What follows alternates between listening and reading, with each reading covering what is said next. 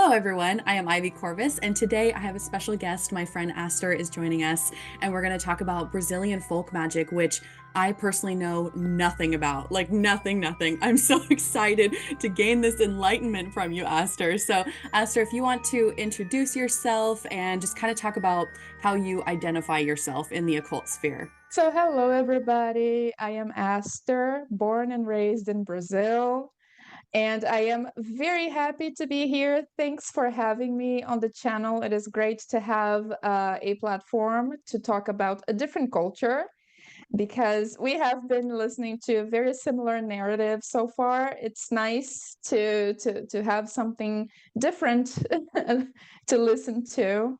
And I decided to join the internet a few years ago, like in 2021, I think, or 2022, exactly to bring a new perspective on magic coming from a different culture in like South America, and how things are different, how things are similar.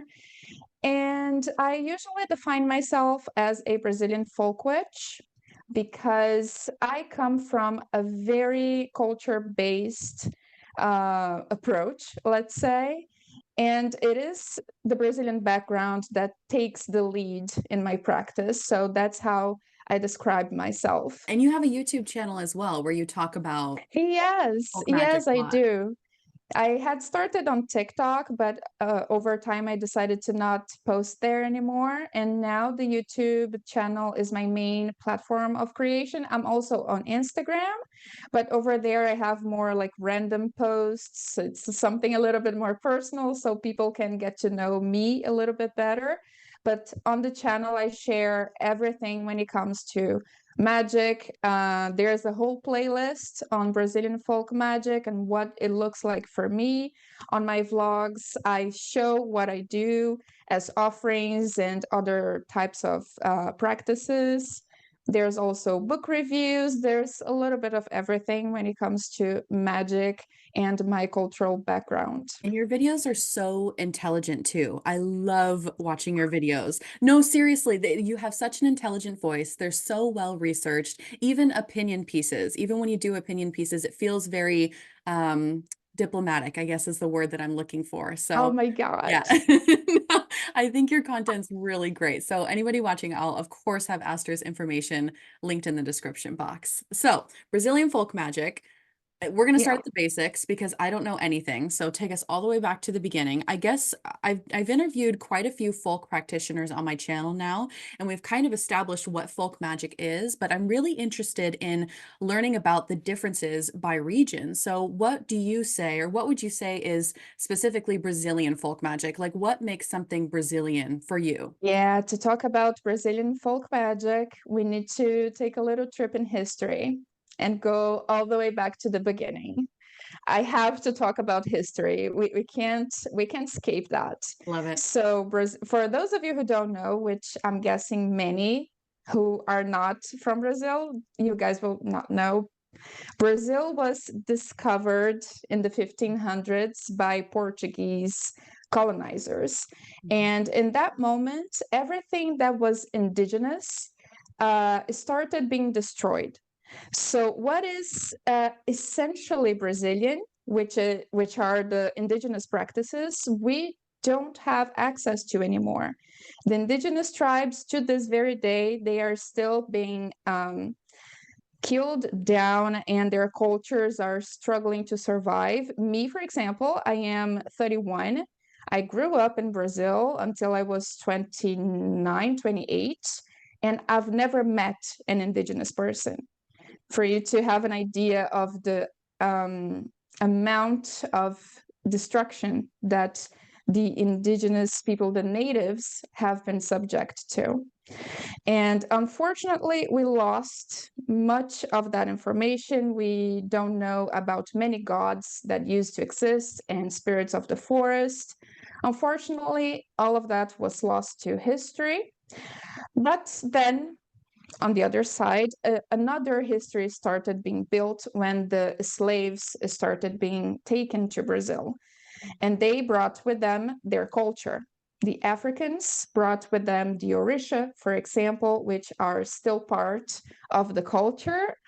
But as colonization happened and history continued to happen, something very interesting happened in Brazilian culture, which is a denial of its own identity as Brazilians. Mhm, And what does that mean? So, the regular Brazilian person, they kind of mirror the behavior of the elites and the government.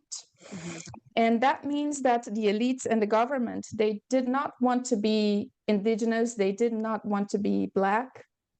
So they were always aiming at cultures that came from Europe, for example. And the biggest influence during centuries was Portugal.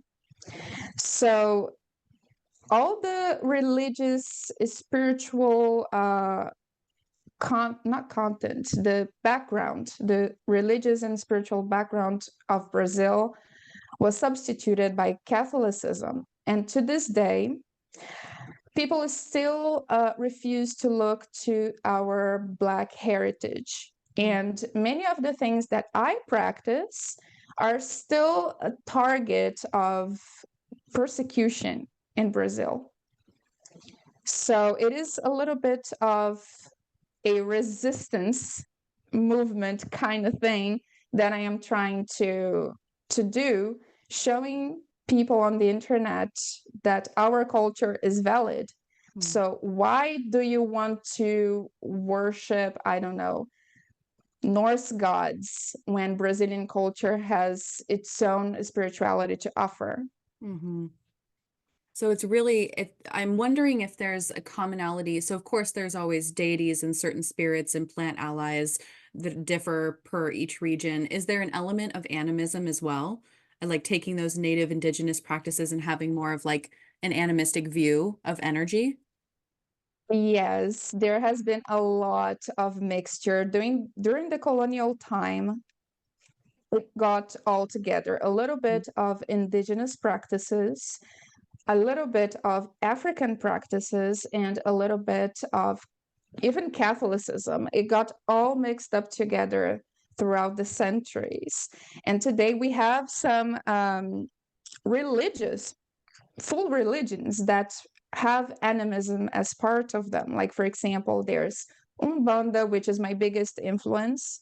There's Kimbanda, there's Candomblé, and all of those religions are a result of all of this that happened during colonial times. So that is something that's really where my knowledge stops. And I don't have any sort of knowledge around Umbanda, I think is what you said. Can you elaborate Yeah, on that a little bit more? Because you mentioned it when we were messaging back and forth, and I was yeah. like, oh, I definitely want to learn more. So feel free to So, share. how can I explain this? Umbanda is a pretty recent religion. I think it's less than 200 years old. I Mhm, forgot the dates, the exact dates now.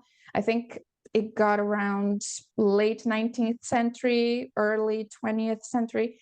Institutionally, I really don't remember what was the date. I'm so sorry, but it is a new religion, historically speaking, in which there are mediums who receive spirits.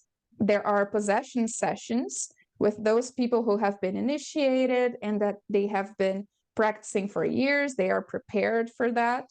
They receive spirits and they give service to the community. mm, So if you are having a problem, whatever problem, you can go to a temple and see a spirit through the medium. You tell them what's going on in your life, and the spirit will prescribe something for you to do. It can be an offering, it can be a little ritual, it will depend.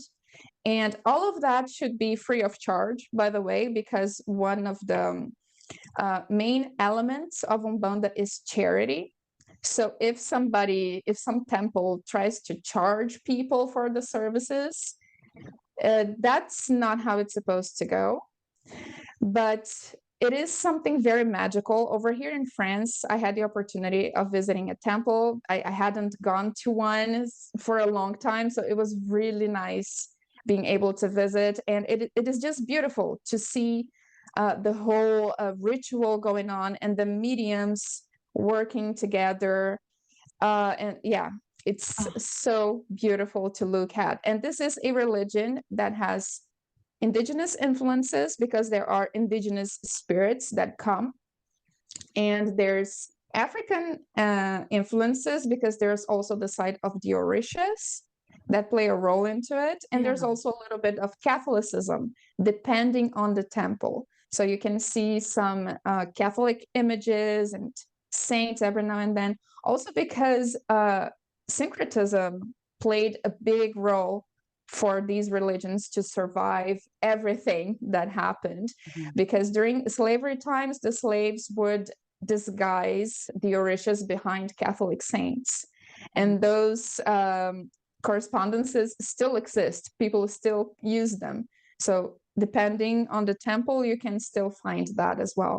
Wow. Oh my gosh. And we're going to go into when you moved from Brazil to France, which is where Aster is now for anybody that's not aware. Yeah. We're going to talk about the change in your magical practice, moving to France and all of that. But so it sounds like Brazilian folk magic then is this giant umbrella, and then you have all of these things underneath it, all these different ways of practicing. I'm Oh, just yes. curious because it's so vast.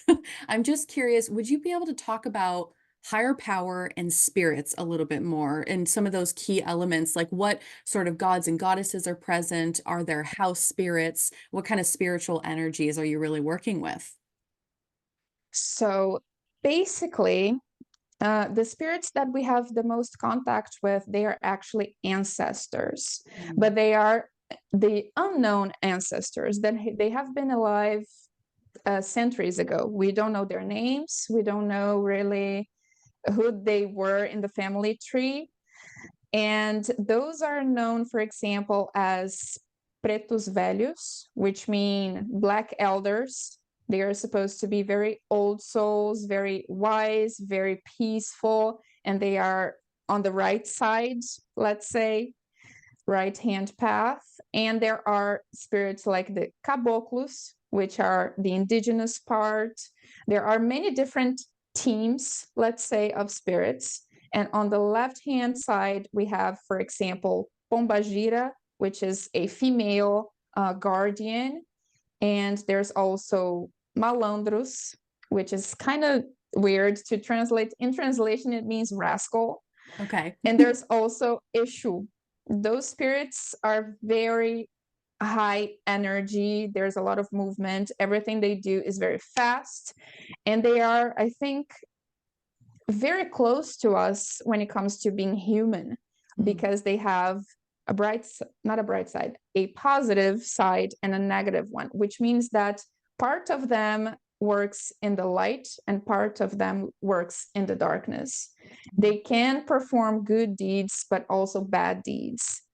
Just like us, they have flaws and they have perks about them, let's say. Yeah, sure. And there's also the Orisha. So it's like a hierarchy. The Yeah. Orisha, they are like gods, they are above. And all of those teams of spirits, they work within the energies of certain Orishas.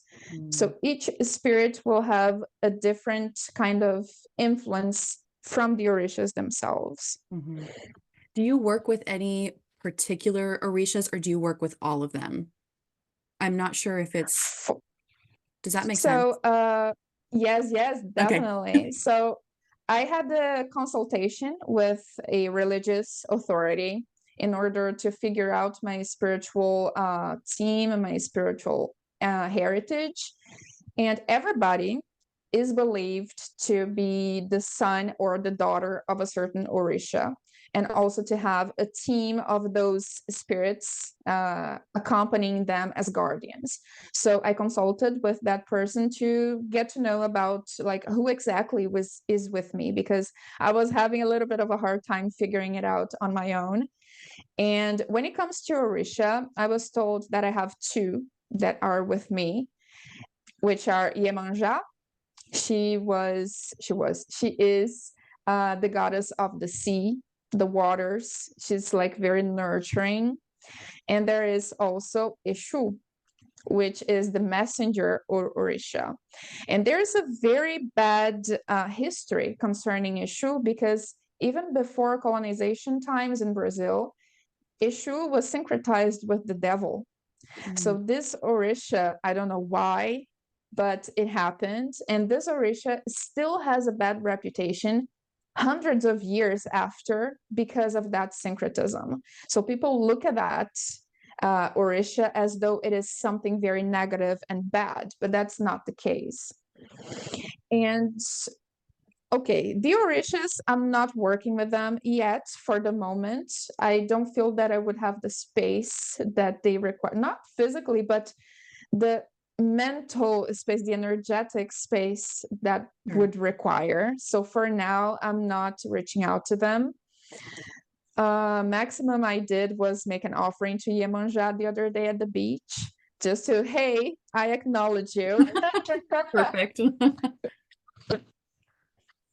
And I work mostly with Pombagira and Malandro, Okay. the rascal. So yeah. So what is that? So just to make sure I fully understand, so you have the Orishas, if we're talking about hierarchy, at the top as some sort of divinity, some sort of higher power. Mhm. How many Orishas are there? Can you educate me on that really quickly? There are many. Okay. Originally from Africa, there are many, Hmm. but in Umbanda, for example, they are seven, if I'm not mistaken. It's not all of them that are still being part of religious practices today, but there are really many, many different orishas originally from Africa. I I see. can take a look real quick here on Google just to tell you the names of all the orishas that are still active, let's say, in Yeah. Umbanda. Yeah, that would be great because if you have the orishas at the top and then you have people that are working with very specific orishas, and then it sounds like the next step down, you have all of these lesser spirits. I hate to use the term lesser, but you know what I mean. And then Yeah, yeah. you know what I mean. I'm just talking about hierarchy. But and it sounds like those lesser spirits, a lot of them are very ancestral as well. So ancestral lineage must Yes, play a big yes, role they are too. Okay. very ancient spirits, very Yes. ancient. Yes. The Orishas, they are part of the Yoruba mythology, for Mhm. those who don't know. And originally, we can find like 400 of them, but not all of them are still being venerated in Brazilian culture. So we have 16 that are the most popular in Wow. Brazil. There's Exu, which I have just talked about. There's Oxalá, which is seen as the creator, the biggest creator of all the beings and everything. There's Ogum. Ogum, he is the warrior, the fighter. There's Oxóssi, who is he's associated with forests, with nature. Simply put, very simply put, there's Oshun, who is also a deity. She's a feminine deity of water, but this time of is it fresh water that we call rivers and Yeah. that kind of thing? Because Yeah. Yemanja is connected to the ocean, and Oshun is with the rivers Okay. and also waterfalls. There's Oshumare, which is a divinity of movement and the cycle of life. Mm. There's Shango, who is very much associated with justice, with administration, Mm. power. There's Yansan, which is a female warrior. Yemanja, that I have already mentioned. There's Nana, which is another female figure that represents maternity, life, and death. There's Omulu, that is the Lord of Death. He's the one we can find at cemeteries, for example. Oh, I see. He's the Okay. Lord of life and death, and also medicine. Hmm. There's Oba, which is another feminine entity, but she rules the revolting waters. Like the Oh, waves, the storms, that kind of thing. I like that, revolting waters. That's a nice way to put That's that. very specific. Yeah. There's Osain, which is the Orisha of cure and medicinal plants. Mm, There's Ewa, which is associated to intuition and sightseeing, not sightseeing, that's not the right word, but being able to see the psychic ability. And Ibejis, which are twins who protect the children. mm. So those are the ones mostly known today in Brazilian culture. Okay, so what I find so interesting about this that I have not heard from other folk magic practices or witchcraft traditions, let's take like Norse paganism, for example, or I mean, anybody who even works with the Greek pantheon. I don't often hear about people being told specific deities or divinity that are assigned to them. And I think that is so Mm-hmm. interesting how you have maybe one or two that are supposedly Mm-hmm. with you that you can worship and work with. Whereas I Yeah. find that it's very eclectic in other spaces where they're either worshiping the entire Greek pantheon or the entire Norse pantheon, or kind of picking some that they just really resonate with and they really like. But I like it's almost a little bit more formal, which I find so surprising with folk magic that so you said you had to go to someone and they kind of helped you Yeah. figure out who it was that you resonated Yeah. with. That is so Yeah. So fascinating. how does that work? It is an authority that we call Pai de Santo. In Mhm. a literal translation, it would be Father of Saint, but that doesn't really make sense in English. So I usually say that they are high priests and they are the person responsible for a temple, and they have mediums under their not command, but they are guiding those mediums to develop all the work at the temple. So it is the authority of a temple. I consulted with him, and they use cowrie shells for divination purposes, which, by the way, I am learning because during my consultation, he told me that one of my spiritual guardians read the shells when she was alive, and I should learn it too. Oh, It was really touching to get to know yeah. about that. Yeah. And yeah, so everybody, even you, if you would go to a temple Hmm. to try to find out about that, you would have an orisha that is assigned to you, that is based in personality traits, for example, who you are, what you are all about. There's an orisha that has an affinity with you, Oh, and also with the spirits that are in your team. yeah. I Yeah. just love that. That's such a way of getting in touch with yourself too, like really bringing Yeah. in macrocosm and microcosm and marrying those two together. Oh, Yeah, but also like I have Iemanjá that is with me, but if I want to have a working with Omulu, I totally can. I can also reach out to the other Orishas, but there is one who is connected to us in a special manner. mm. Okay, so I know that you're not really working with Orishas right now because you already have Mhm. other spiritual beings is the word I'm looking for, spiritual beings Yeah, you're working with. Yeah. yeah. So can you talk a little bit more about what your current practice looks like with the spirits that you do work with, as far as daily Mhm. practice offerings? What do you actually do with them? Mhm. So, as I have mentioned, I have a spiritual team that I am super proud of, and I talk about them whenever I have a chance. I have two pombagiras and one malandro. And what do I have to do? When I had the consultation with the high priest, he explained to me what I was supposed to do for each of the spirits. So each one of them has a different drink that I offer. So there's cider, there's beer or cachaça, there's, I always forget this one. It's actually over here. I did it today. Oh, I can see that. So Yeah. there's beer, the cider, and I always forget what's that called. Martini. Martini. Oh, Voila. love it. Okay. Nice.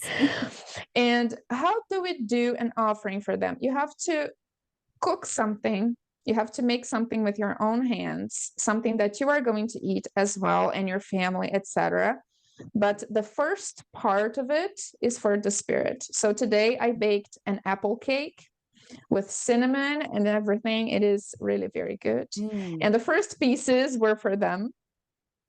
Then there's the food part, there's the drink, a candle, and that's it. So each one of them has a different color of candle. There's white, black, and red. And yeah, I light the candle, we eat cake, we gossip. I tell them what's going on in my life. Great. They advise me. I love spirits that you can gossip with because you know that they want the tea. That's so great. Yeah, my God, I love it. It's the best day of the week for me. The Yeah. time that I get to cook something real good, and then we sit here and we gossip. Yeah. It's wonderful. Oh my gosh. And everything that I ask them, I mean, it happens really fast. Mm. I really can't believe sometimes. Like, for example, I am a foreigner, right? And I need a visa to be here. And everybody that I know struggles a lot with French administration. It is really a nightmare. It is a nightmare. My God, France, what are you doing? And people really have a hard time with that. But me, I got my visa approved in 2 days. Wow, that's amazing. I never heard of anybody ever in any country Mhm. that got a visa approval in 2 days. Never. Is that pure luck? I don't think so. No, that's really I don't incredible. think so. Wow. I mean, you have Yeah, an they are effective very fast. yeah, Hmm. that's really fantastic. So these spirits that you work with, can you talk a little bit more? I kind of want to go back to ancestral lineage and bring up that question that I had for you. I know it kind Hmm. of plays into spirit work a little bit, but how important is your ancestral lineage in your magical practice, and in what ways? Like, how do you incorporate your ancestry? So first of all, those spirits, they are ancestors in Hmm. themselves. They Hmm. are probably the oldest souls of the entire lineage that took up this path of being around for the offspring. Sure. But the when it comes to the known ancestors, they were very important for me to open that door, because it was through trying to connect with the known ancestors that those guys reached back out to me. Yeah. So, and also learning about the history of the family, I was able to spot some things that were being repeated, that was very interesting to look at. And last but not least, it was on my mother's side of the family that people kept spiritual practices alive, and those practices came to me through my mother, my grandmother, and like my aunts, my uncles. All of them, they were Umbanda mediums in Oh, the wow. 70s and 80s. Wow. So even if I'm not initiated, I'm not part of a religion per se, and I don't think about doing that anytime soon, everything I know, it was passed down to me by my mother, which was passed down to her by her mother, and being at the temple with her family. Yeah. So it is very, very precious, very important, because it is a family heritage, Yes. immaterial one, like Yes. a non-material one. No, that makes sense, and I think a lot of people really wish they had that, because I think a lot of people that are interested in going into folk magic right now, they didn't necessarily learn anything from mom or grandma or whatever. They're just trying to Yeah, reconnect to even older lineage to feel rooted yeah, somewhere. So it's really cool that you have that family history there of all of these mediums and growing up within yeah. the family. Yeah. Oh my gosh, that's so Yeah, fascinating. it is amazing. Like when I have a doubt, I ask my mother. Yeah. Like the other day, I wanted to do a working at the cemetery, Mhm. And I asked my mother, like, what do I do? Who do I talk to? How? And she explained to me, it That's is so really a privilege that not everybody has. yes, yes, definitely. I love that for you. That's so great. Okay, so Yeah. let's talk about now that we've kind of talked about like higher power and divinity and spirits and ancestral lineage, let's talk about herbal allies because I'm always curious Hmm. how plant spirits, like the plant spirits that you work with, are obviously going to be very different per region because different stuff grows there. So are there any particular herbs or just plant spirits in general that you use in your practice that really kind of like tie you to that ancestral lineage, the Brazilian folk magic side of things? Yeah, there's one that you can see through the screen right now, the snake plant. I love that For any earring so Brazilians much. watching, Espada de São Jorge. So this is a classic plant when it comes to Brazilian magic. You have them in a vase at the entrance of your house to ward the place, or maybe at the entrance of your business. Mm. And I got a few plants over here on my side to be able to show. Yes, show me. Oh my gosh. This is my rue plant. It is still small, but the smell is already potent. And Yes. this smell takes me back to childhood immediately.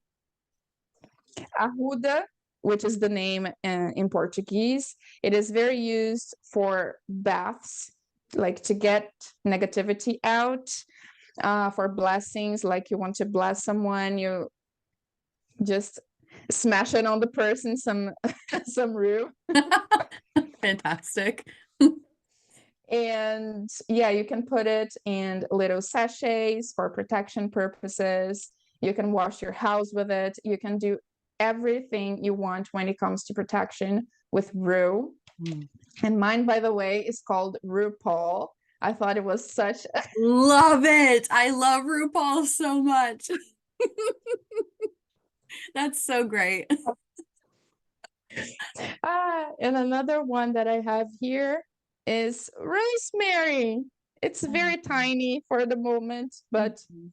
the smell is already here as well. Mm. So rosemary was the herb that I chose to consecrate my cowrie shells with, because when you are going to start using the shells, you need to choose an herb. That's what I was told to do. You need to choose an herb to wash your shells in, to bless them and to charge them with a certain energy. And I chose rosemary. I use rosemary a lot for protection, for joy. I use it in baths. I burn it. I use it to give an extra kick when it comes to psychic ability. It also helps if you don't have any artemisia, not artemisia. You guys call it mugwort. Yes.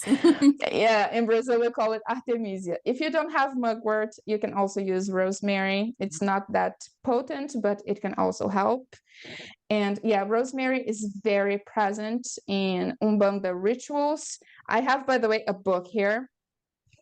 If anyone can read in Portuguese, The Soul of the Leaves in Umbanda. This book is all about herbal uses of several plants that some of them unfortunately are native to Brazil, so it's kind of hard to get them, but many of them can be found elsewhere. And look, there's a rosemary branch on the cover, so it is a very important plant for Brazilian folk magic. And one that I really miss that I wasn't able to get yet is boldo.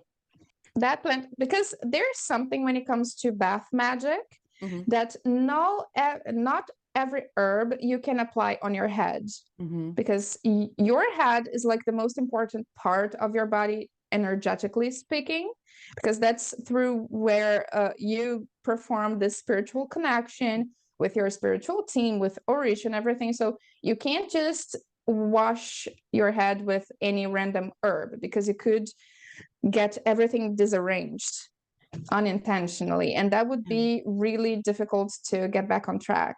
So you can't, like, for example, I don't know if I can use rosemary on my head, Mhm. so I don't. But boldo, this plant, is one of the few that you can use on your entire body. It's like a cleanser, a purifier. It's a great plant, and I miss it. My mom has it in her yard, but it's really complicated to send plants over here. Oh, I bet. And you can't get it in France at all? I haven't found it. I haven't seen it anywhere. I am trying to find seeds, or Mhm. maybe anybody coming over. Do you have any boldo for me? Wow, I'm so surprised that you wouldn't be able to get it in France. I suppose it makes sense though. Yeah, transferring plants from country to country is really Yeah, difficult. rue was also very difficult to find. Oh, I really? wasn't able to find it here. I found a package of seeds in Spain when I was on vacation some time ago. Mhm. And that's why I have this beautiful plant here. But in France, I couldn't find it. Wow. Okay, well, this is actually the perfect segue for me being able to ask you when you moved from Brazil to France, and I'm assuming you've traveled and stuff too. So, how did your Mhm. magical practice change? Were there any French components that you kind of wove into your current practice? Like, what did that look like for you? So the first thing that happened was that moving to another continent made my practice much more structured and stronger. Mm, Because when I was back in Brazil, it was something very random and sporadic that I didn't take as seriously as I do today. I didn't try to learn more about it. I didn't try to get more skilled or anything. It was just stuff that I did every now and then. But now it has a very important role in my life. I think that moving puts you in a very specific place that you need something else to be there for you. mhm, Because immigrating is like the hardest thing I've ever done. I can tell you that. So, spirituality has been a huge ally for me. And I am very grateful because if I hadn't moved, I don't think that I would have become so spiritually inclined as I am now. mm, So, I am thankful for everything that happened. But it is sometimes it is a little bit frustrating when it comes to herbs. For example, I can't find everything that like my mom has in her yard. Another plant, like for example, that I wasn't able to find yet, we call it guinea. In English, I think it is called handweed, something like this. sure. We'll go with that. It is something like that. I forgot, but it's handweed something. Okay. And it is the plant for smudging in Brazil, and I don't have it here, you know. Mhm. I forgot to mention also dumpscane. I have one right here, but it is a little bit too big for me to show on camera. We call it Comigo Ninguém Pode, which is a toxic plant. This one Ooh. as well, and also rue. They're all toxic. Mhm. And we really like toxic plants in our magic, apparently. Great. That's so healthy. So French elements here, French people, they are not spiritual as far as I have seen. They are very connected to the material world and they have no spiritual inclination for the most part. They are proud to say that they are rational. And like, even I have asked a few people, okay, what were the beliefs of the people who lived here before Christianism? What was going on here Sure. spiritually before that? And people don't know. People don't Wow. know what to tell me. Another thing that was pretty shocking is that there used to be no, there had been there was this gentleman called Allan Kardec in the 19th century. Mhm. He was pretty much the founder of Spiritism because of the books he wrote. It became a full religion in Brazil. It's another religion that exists. It is the whitewashed version of Umbanda, let's say. Let's put it that way. Yeah. It is more accepted because it was practiced by the elites who could read French books. Hmm. Okay. But yeah, nonetheless, he kind of he gave the basis for a religion with his books. Hmm. And people here don't know about him. I asked some people, Allan Kardec, he wrote the books. There is a religion based on his books in Brazil, and people have no idea who that guy was. Wow. I've always He's wondered buried that. at he's buried at Père Lachaise, which is a cemetery with many famous people. Sure. And I've been there, etc. But people from here don't know about him. It's so strange to me because I've talked to a lot of different German practitioners specifically, and I've had a couple friends like Italian folk magic practitioners, and it's just so we have Italy that it seems very spiritual. Greece, in my experience, Mm-hmm. is very spiritual, and Germany seems very spiritual, and so France, what is going on there? I don't I understand. don't know. I don't know what happened. I mean, there are practitioners like on Yeah, Instagram. I've seen one or two, same. but that's it. But that's Yeah. it. I haven't seen a channel, for example, done by a French practitioner. Even in no, in French, you can find some content, Yes. but in English, no, I don't think I have seen anybody. Yeah, it's very So I tried to learn a little bit, but I didn't really feel very connected to the local spirits. I think because I'm not from here, which makes sense, and that's okay. sure. But the main thing is adapting to the local plants, and that goes very well. Like my favorite is juniper. It is a plant Oh, that doesn't exist in Brazil, and I use it instead of the hand weed something yeah. that doesn't that I didn't find here. So I substituted with juniper. Yeah, that's basically what I was able to pull off being in France. Yeah, interesting. Okay, I would have thought that moving to a new country would have had more of an effect on your magical practice in that you were blending techniques together, but it sounds like it just helps you get deeper into your Brazilian folk magic practice. Yes, yes.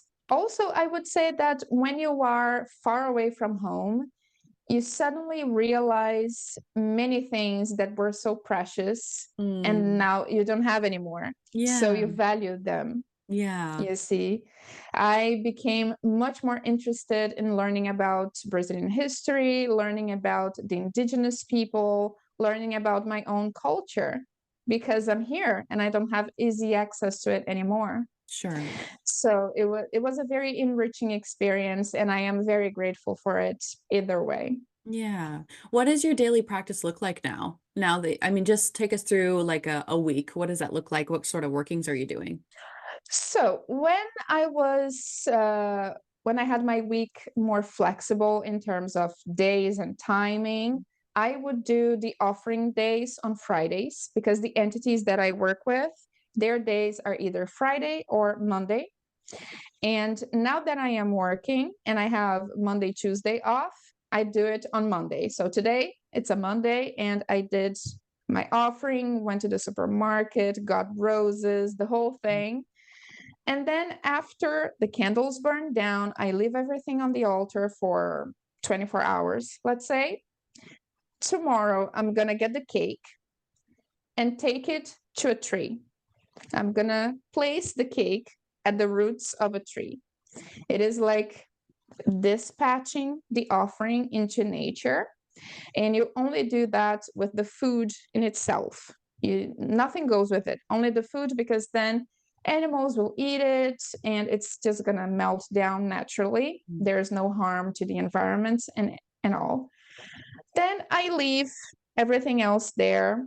It is very important to never let anything go rotten on the space on the altar. That Sure. is no, you cannot let that happen. And then the drinks, you can leave it there for like 3 days, 7 days. It doesn't matter. It's up to you. Usually I leave it for at least 3 days and then I take them down. I just throw them in the sink, wash the glasses, and save it for the next week. Mhm. And then every day, it's like these spirits, they are your ancestors. So it's like treating an elder of your family. You come and you say, "Oh, how you doing? Sure. May I have your blessing? Bless me throughout my day, please." Have a good day. See you later. Yeah. Those kinds of conversations. And you don't need to have a candle and everything for that all the time. I can just come here and talk to them. It's like it's like people who live with you. You Mhm. acknowledge them and you make them part of your routine with little things. It doesn't have to be a full-blown ritual all the time. Sure. And another thing that I do that doesn't connect to them is that I use a protection oil every day before I go to work. Mhm. And yeah, that's it. I don't do a lot every day. It's not really necessary. I find that that's the case for a lot of folk magic practices. Yeah, It's not ceremonial magic. You're not doing, yeah. a whole ritual usually. It's usually like very minimal things that you're doing with spirit work here and there as needed. So, Hmm. yeah, yeah, I really love that. I wanted to ask you too, and I'm not quite sure how to phrase my question, so I'm just going to word vomit it out, and then you can just take it however you want. So, I Okay. wanted to ask you how you personally feel about others practicing Brazilian folk magic that may not be from the region, that don't have as much historical context or cultural context. And because, among the conversation of open practices versus closed practices, it sounds like this is not really a closed practice, but I'm hoping that you can maybe Mhm. talk about that a little bit. Yes, yes. I got this question a lot on TikTok, if it Mm, is a closed practice or not. And in a way, I answer yes and no. mm, And I'm going to explain. Like, I compare it to Catholicism often. Like, for example, anyone can pray to a saint. You can petition a saint, you can light a candle, you can have a statue of a saint at your house. You are free to do that, to go to church. Everybody can do that. But that doesn't make you a priest. So, if yes. you are interested in Umbanda, anybody, you, Ivy, anyone can go to a temple and take a look. If you Google Umbanda temple and the name of your town, your city, there's going to be something nearby, I'm pretty sure, where there are Brazilians, there are Umbanda temples, and you can visit totally. You can visit, you can participate, you can have the services that they provide, you can go and talk to the spirit. Not sure in which language that's going to happen, but anyway, Sure. everybody is welcome to go and participate and even receive the services provided. But if you want to become a medium, you also can.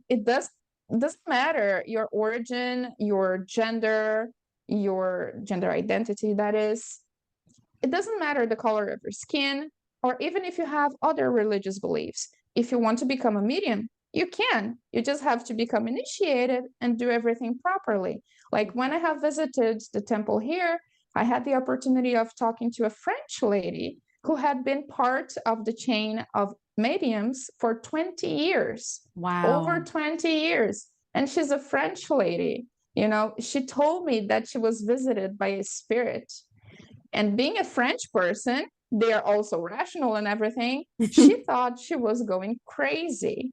Mm, And then she somehow heard about Umbanda. She traveled to Brazil to get to know about it. And then when she came back, she looked for a temple and became a medium. She did wow. everything, all the procedures, and she is a working medium for 20 years, being a French person. That's totally fine, Mm, which I don't think is fine. And it is something that I have seen on YouTube, is people who have never been in Brazil, have never been to a temple, and they feel qualified to come and teach others about what is a pombagira, for example. And when I watch the videos and people just vomiting a load of misinformation, it is really revolting because, like, for example, Pombagira does not have a translation. And I have seen people translating it with, my God, no, stop it. No. I don't blame you. I would be so frustrated if my culture were taken like that and then misappropriated into something it's not. Like, I've read a book about it. I'm gonna go to the internet and Yeah. teach others. Like, Yeah. what the hell, man? No. Hmm. No, that makes perfect sense. Are there any resources then that you would recommend to somebody? Like, so if somebody were watching this right now and they were interested in Hmm. learning more about Brazilian folk magic and kind of doing what it is that you do, are there any books you would Hmm. recommend or channels or maybe just going to their local temple, things like that? Hmm.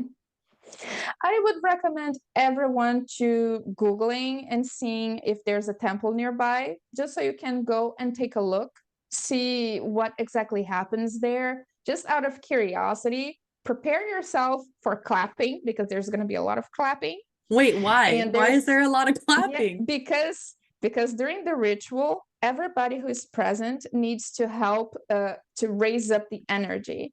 And Yeah. there's chanting, there's drums, and the people present, they clap to the Mm. songs being sung, and then the spirits start coming. It is really cool. Oh, I So love that. if you have a temple nearby, pay a visit. I think it's going to be very interesting for you if you've never seen it. And there's an author that I definitely recommend. He's called Diego de Oxóssi. He's a religious authority. And this book, for example, is Sacred Leaves, a magical guide to Orisha herbal witchcraft. Mm. So many people criticize the use of the term witchcraft in this book, but I understand because like people will be looking for witchcraft in English, but not for Umbanda. People don't know this exists. Mm. So I understand the choice of the word. That's fine. He also has this other book here about Kimbanda, which is another religious format that dedicates exclusively to the left hand path entities. Another one that I would recommend is Umberto Maggi. I'm gonna have to take the microphone off because I didn't get the book. 1 minute. Oh, sure. So Umberto Maggi, Oh, he's a yeah. very influential author. And this book, for example, talks about Maria de Padilla, Queen of the Souls. So you can have a little bit of an idea of who was Maria de Padilla, which was a Spanish queen who was crowned after her death. So it is really interesting as a story. And Yeah. today there is a whole legion of spirits that present themselves as Maria Padilla. Mm. I have one, for example, Maria Padilla of the Souls. So this is interesting.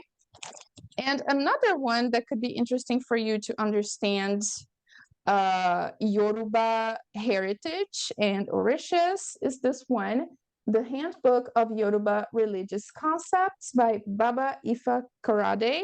Mhm. This is a very good book, short, and it is very important to look for the source. Like the a person talking about a culture that they have experienced Yes. and not like somebody else being appropriative. Umberto Maggi, he is a Brazilian sorcerer, and Diego de Oxóssi is a Brazilian religious authority. So you know you are getting information from the right sources. You just came out with all the sources. I didn't even have to. You were like, here, let me give you 10 books. That was so good. No, thank you so much. I think that is an excellent place for people to start. So thank you for sharing that. And I really My appreciate you. pleasure. Yeah, of course. I mean, this Oh, conversation was just so fantastic. And so for those that don't know, we are recording 2 episodes today. So at the end of this one, I'm going to be on Aster's channel. I'm so excited. We're going to be talking about mental health and witchcraft. We're going to talk about the placebo effect. What are we talking about? Shadow work. We're talking about all that shadow stuff. work. Yeah. Yeah. So we're gonna record that episode. We'll probably post these at the same time. I love you. You're just Yeah. oh my gosh, you're so great. So thank you for coming on my channel. I'm not gonna say goodbye to you because we're gonna record in 5 seconds, Yeah. but but thank Oh, you for being here. it is me. Thank you so much for having me on your channel. This is really very meaningful to me because I made I made it a mission to tell people about a different story, tell people about a different path they can take, and everyone is welcome. As I said, as long as you do it respectfully, everyone is welcome. Yeah, don't be a jerk. Okay, people, like be And by respectful. the way, this one, I'm sure that you have Brazilians watching you. I'm sure. This is a question that I want every Brazilian watching to ask themselves. So, why reach out to other cultures when you have your own Mm, without even considering your own origins? yeah. So, just some food for thought. Yes. I love that you said that. It's so true. Oh, I just adore you, Aster. I'm so excited to keep learning Stop today. it. You're so great. All right. Well, thank you everyone for watching. I will have Aster's links all below, and then definitely check out our other video that we're gonna record in 2 seconds. So see you all soon. Bye. Bye.